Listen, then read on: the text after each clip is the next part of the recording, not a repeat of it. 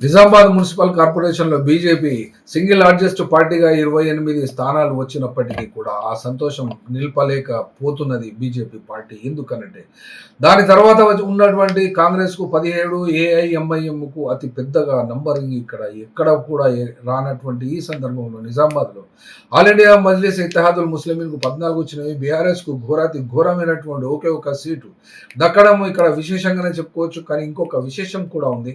ఇండిపెండెంట్‌లను కొనుక్కుందామన్న కూడా ఇక్కడ దొరకని దుస్థితి ఇక్కడ బీజేపీ పార్టీకి దాపురించడం మూలాన ఒక ఎంపీ ఉన్నా ఎక్స్ అఫీషియో ఓట్స్ కనుక చూసినట్టయితే ఒక ఎమ్మెల్సీ ఉన్నా కూడా ఈ రెండే సరిపోతున్నవి కాబట్టి ఎప్పటికీ కూడా ఈ యొక్క నడక ఓటింగ్‌లో సరిగ్గా లేకపోవడం మూలన అనగా నంబరింగ్ లేకపోవడం మూలన ధర్మపురి అరవింద్ బీజేపీకి సంబంధించి పూర్తి మెజారిటీ రానందువలన ఎప్పటికీ కష్టకాలమే ఉంటుంది కాబట్టి ఆపోజిషన్‌లో కూర్చోవడానికే సిద్ధంగా ఉన్నట్లు ఆల్రెడీ ప్రకటించి ఉన్నటువంటి ఈ నేపథ్యంలో కాంగ్రెస్ మరియు ఏఐఎంఐఎం అనివార్యంగా ఈ 2 కలిసి మేయర్ మరియు డిప్యూటీ మేయర్ అయ్యేటువంటి అవకాశాలు ఇక్కడ మెండుగా కనబడుతున్నవి. కానీ వీళ్ళు మేయర్ మరియు డిప్యూటీ మేయర్‌లో పొత్తు పొసగకపోతే ఏం జరుగుతుంది అనబడేటువంటి అంశం 16వ తేదీలో నాడు మాత్రమే ఈ ఎలక్షన్ సందర్భంగా మేయర్ ఎలక్షన్ అప్పటికి క్యాండిడేట్స్ ఖరారు చేసుకొని మేయర్ మరియు డిప్యూటీ మేయర్ను వీళ్ళు ఎన్నిక చేసుకొని